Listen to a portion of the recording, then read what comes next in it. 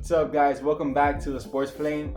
It's your boy Blee. Yo, what's up, guys? It's Rob. And in today's video, as you can already tell by the title, we're interviewing a very special guest on the show today, in Tony Fiorentino from the Miami Heat. Yeah, amazing interview. A very nice man. It was an honor to have him on. Heat lifer right there. Yep, the true epitome of Heat Nation and the Heat culture. True class act. It's phenomenal having him on the show, and it was just really fun and really great. So we hope you guys enjoy the video, and without further ado, let's get into it. Let's do it. Alright, so 1 second actually. Right before we get into the video, we do want to apologize in advance for a little tiny thing. Because, yeah, just tiny. Something happened with the camera. We're trying to figure out for the interview.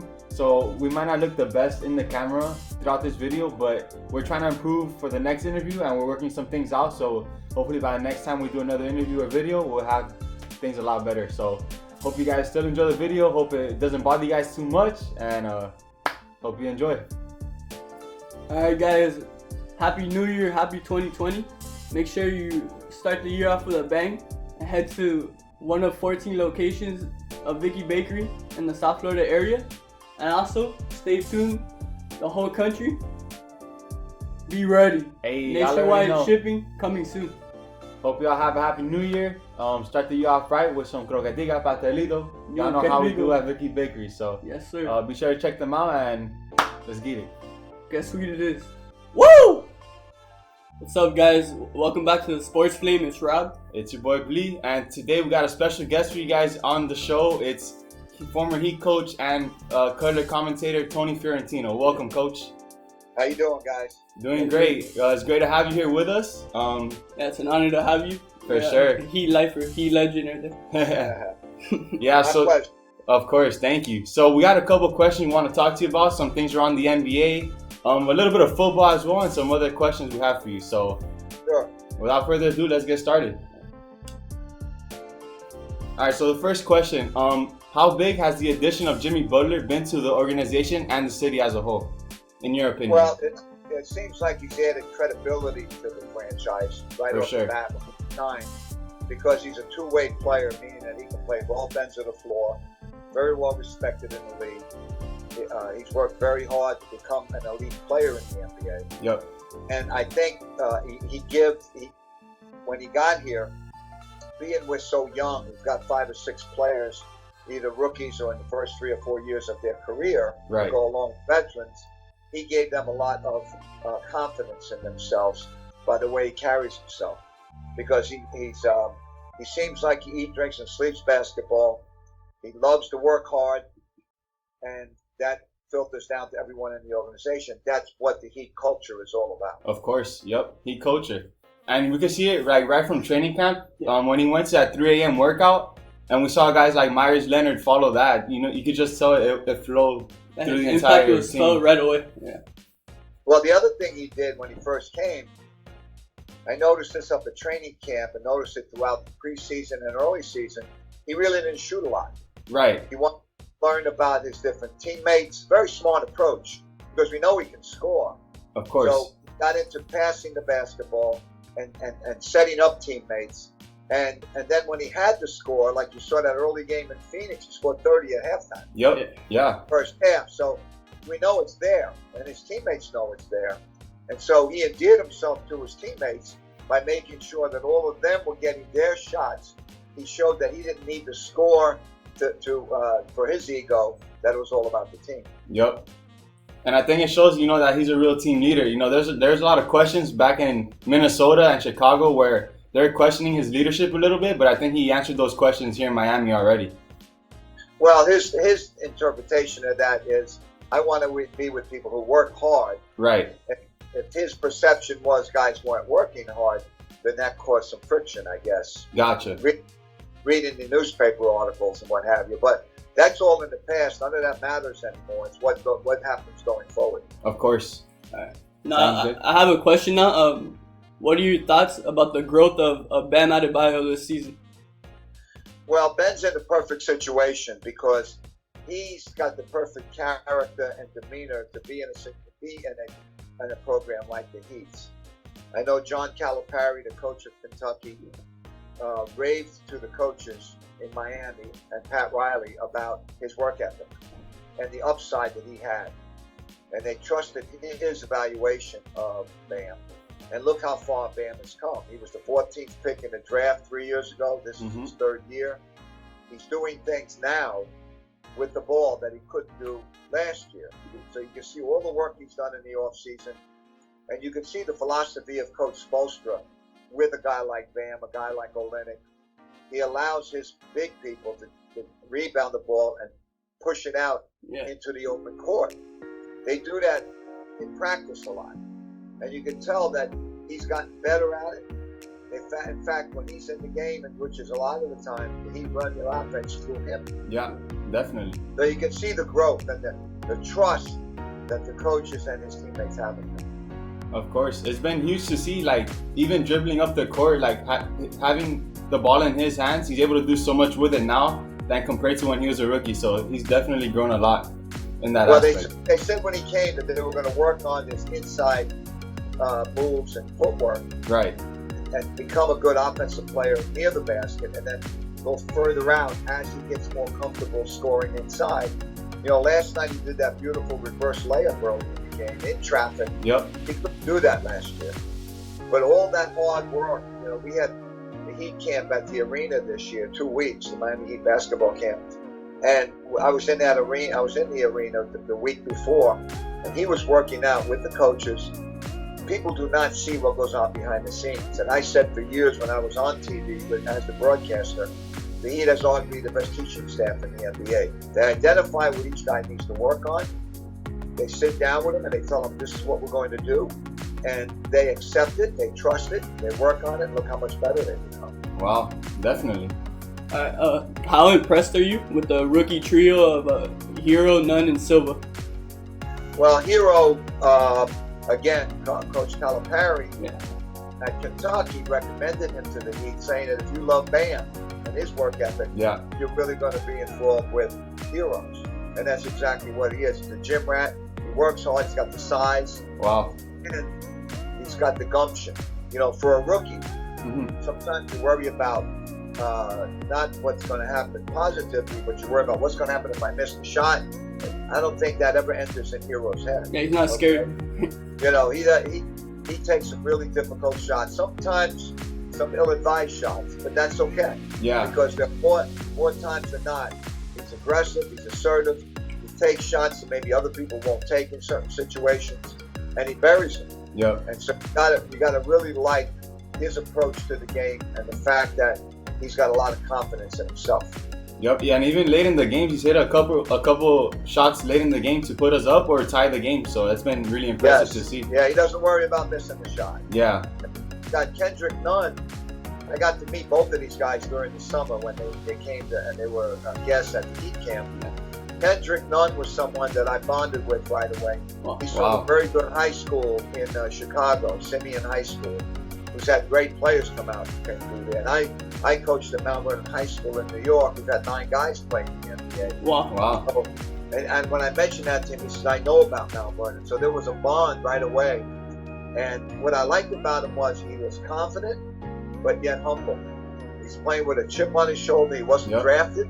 He was the second leading scorer in the country at Oakland University. Yeah. Trey Young led the country in scoring. And he has started every game for the Heat. Injuries and what have you, different things that have happened. But once he started, he had a 40-point exhibition game, which no other player in the history of the 32-year history of the Heat ever did before. Yep. So, and then he had a very good opening night. I think it was 24, 25 points opening night, Memphis. So, and he's another guy like Hero. He doesn't worry about missing shots. Right. If you watch him play, you don't know if he's 0 for 8 or 8 for 8 in the game. He doesn't hang his head when he misses or makes a mistake. There's a great maturity to the 24-year-old rookie. And then Coach, you got Duncan. Oh yeah. Duncan Robinson, who the Heat sent him down to the G League last year and said, these are the things you have to work on. You have to become more than just a shooter. Right. The NBA, they'll take that away from you. And he has gotten better at ball handling. He's gotten better at reading the defense and cutting to the basket to keep them honest. and we know what a great shooter he is. He has a great arc on the ball. He can shoot from distance, and even when he's not scoring, he's benefiting the Heat because it spreads the offense, allows Jimmy Butler to go one-on-one, allows Kendrick to get into the lane, Bam down low, and along with Leonard, Myers Leonard, it stretched the defense. It allows other guys to do things that you see what happens when different guys go to the rim. They seem to be wide open. It's because the offense is spread out. Right. And how much of that do you think comes from Coach Spo telling them to let it fly and giving them that confidence to do so?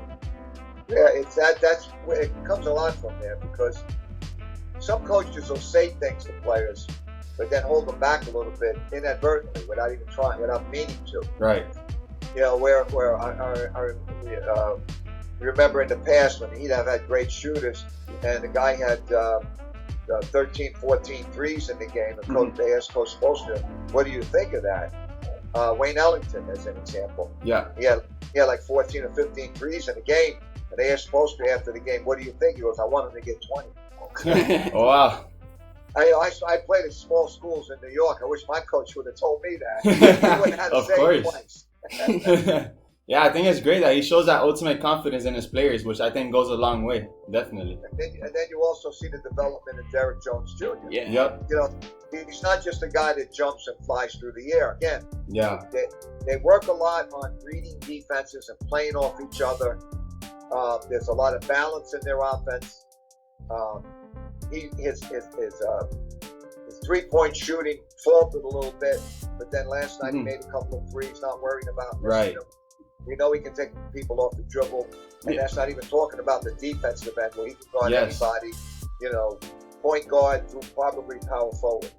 Definitely. So that's important, obviously. Yeah, I think that's been super impressive to see this year, him guarding guys like LeBron and Trae Young. Yeah, and knocking them down. Yeah, exactly. I think it's been phenomenal.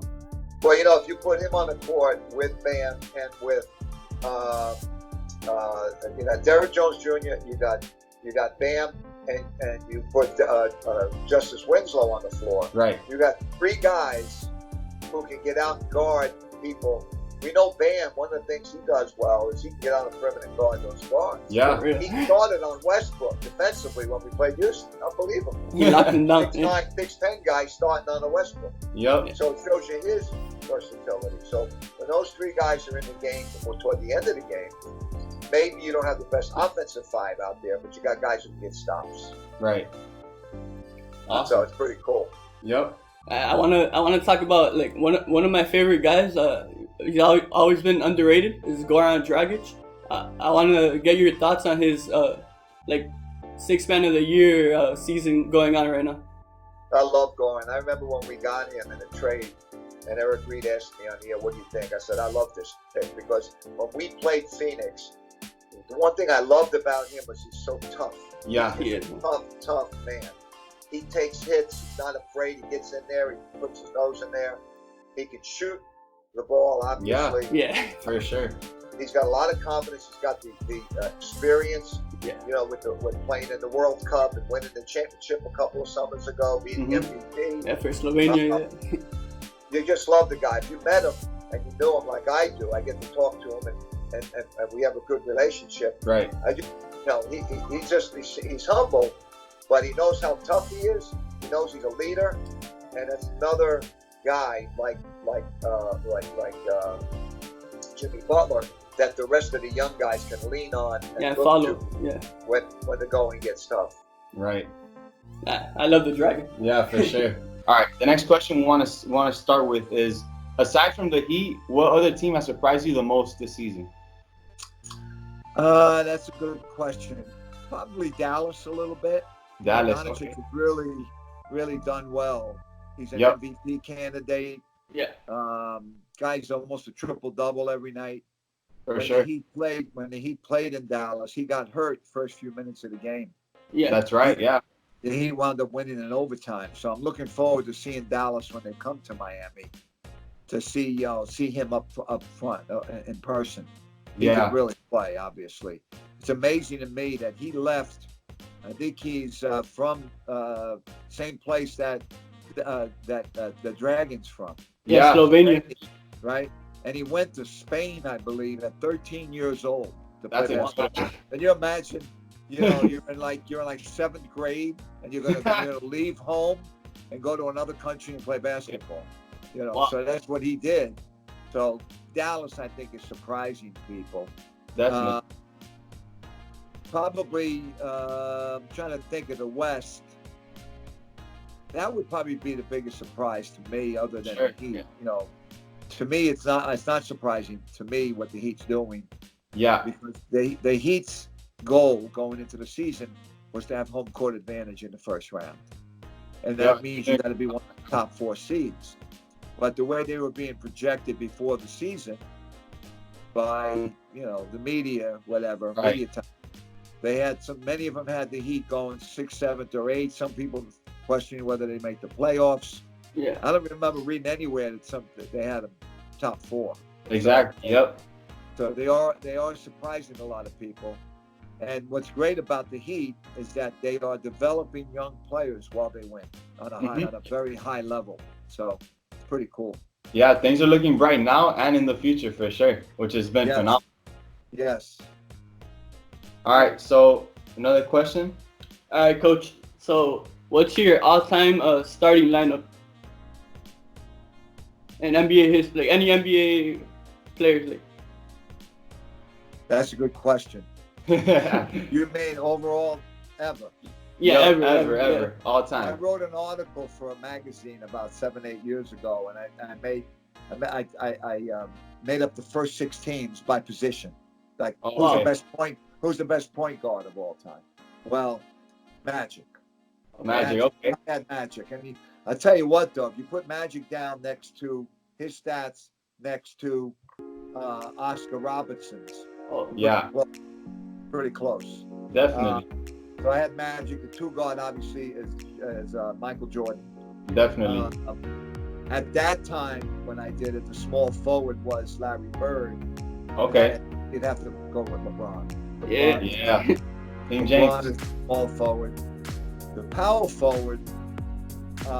Some people think this is a little controversial because they don't look at him as a power forward. Right. But I have Duncan as the best power forward of all time.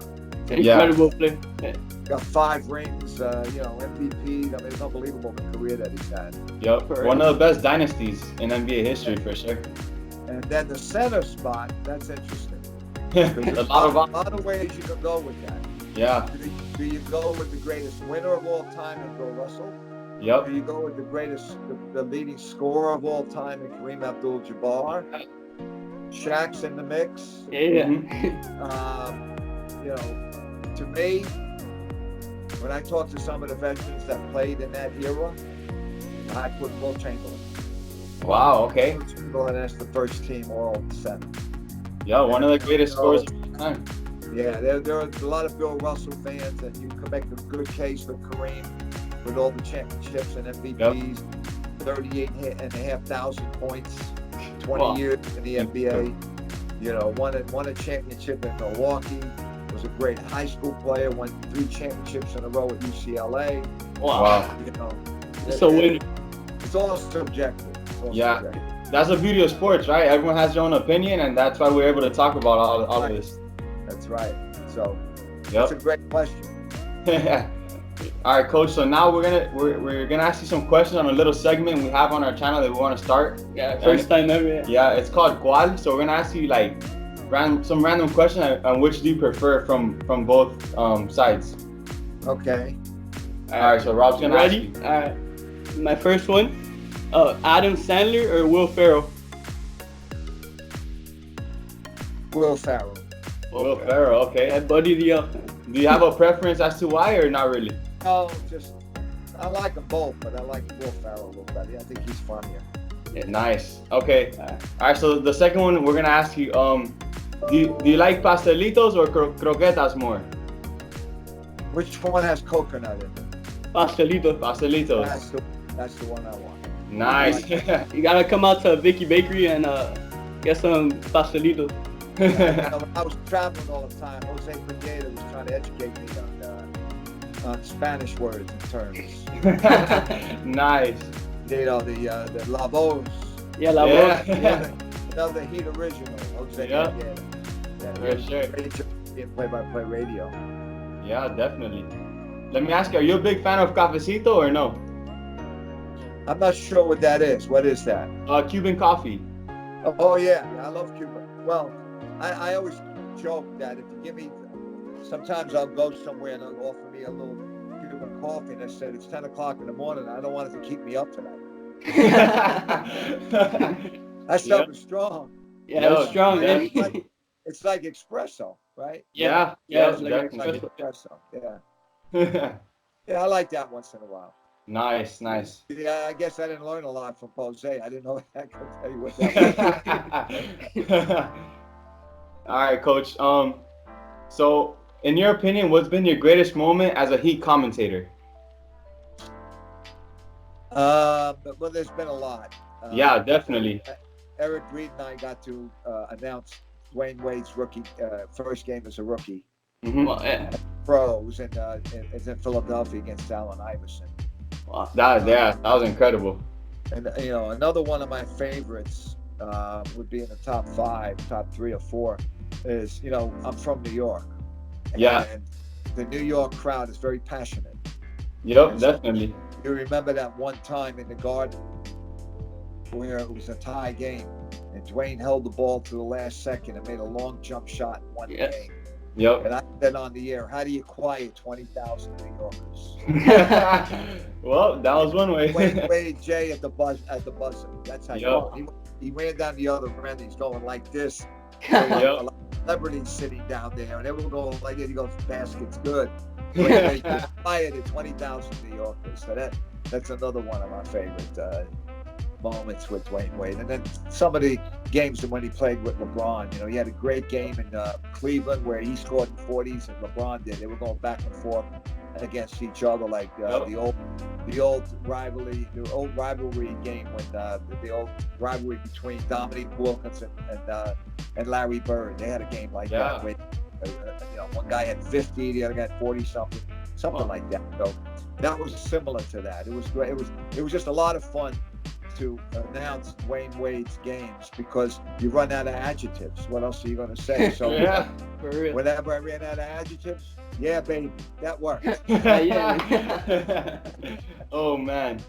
So speaking of Dwayne Wade, what do you think of the retirement plans you have for his jersey coming up next month? Well, I'll tell you something that he did that I haven't had a chance to tell too many people about, to show you what he's all about. When I did my last home game in the regular season, I went through my car after the game, and on the hood of my car, I parked where the players park under the arena. Oh, nice. And there was a bag on the hood. So I took it home, I opened it up. It was a autographed jersey by Dwayne Wade and a sentiment on there, something about your voice will always be in my head.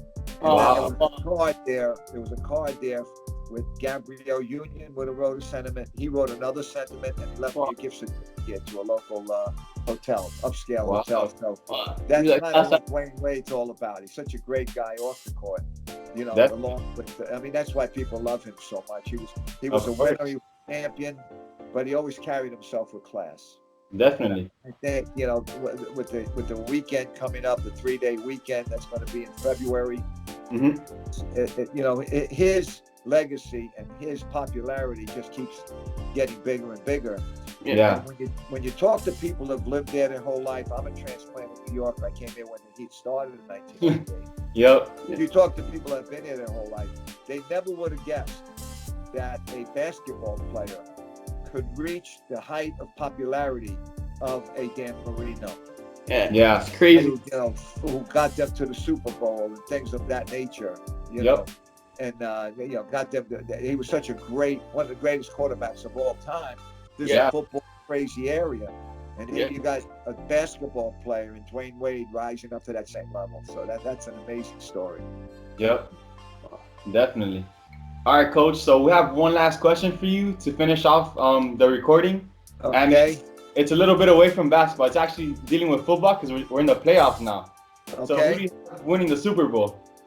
I like Baltimore. I like the Ravens. Oh, okay. Lamar Jackson. Yeah, well, I got to like him because AJ Speaks is one of our producers. Good guy. Okay. Traveled with him for years. we're pretty close, and he's very passionate about the Ravens over the years. He wears purple all the time, right? Nice. So he always used to say, we did this. So I started saying, how we doing? Who we playing this week? And then we were at a great store. We were in Seattle. Do you remember when, I think we were in Seattle. Yeah, we were in Seattle. And when the Ravens were losing at the end of the game about 5, 6 years ago. Yeah. In the playoffs. And they had a miracle play at the end of the game where Wow. the guy caught the touchdown pass. The guy, it looked like they were going to lose. Yeah. They needed a miracle to win the game, and they won the game. Wow. And AJ was in the media room, and I swear, AJ's not that tall. I thought when he jumped in the air, his head was going to hit the ceiling. He got so excited on that play because they showed it, they had it on TV. Wow. So I became a Raven fan that day. That Wow, was cool. so he brought you on board then. Yeah, well, it's not the Dolphins. I'll root for the Ravens. Okay, All right. that's awesome. All right, Coach. Well, we just want to thank you again. Yeah, thank you for coming on with us. Yep, for helping us us out. guys. Yeah, you got it. And I'm Yeah, enjoying doing my community stuff now. I have an anti-bullying campaign that we started, and Oh, wow. do a lot of things of that nature. We have Junior Heat, which is combining all of the youth organizations in South Florida under one umbrella, the Heat umbrella. Of And course. we do clinics for them. We have basketball camps. So I'm staying busy. I miss being on the air, but I'm staying busy. Yeah. Yeah, we miss you too. For real, yeah. I grew up with you. You guys take care now. All right, you too. Thank you so much We'd again. love to have you again. Go. You got it. Ciao. Ciao. Ciao. All right, guys, make sure to check out Coach Fiorentino's website, notjustbasketball.com. He has 2 programs right now. One is the Junior Heat program, which is with the Miami Heat, and he also has an anti-bullying program with the Heat as well. Be sure to check it out. Some great causes and great things he's doing in the community after, being with the Heat for so many years as a commentator and coach. So it's great to see what he's doing in the community, staying involved. So be sure to check it out. So guys, be sure to like the video, comment down below, subscribe for more Sports Flame content. Be sure to share with all your friends on social media.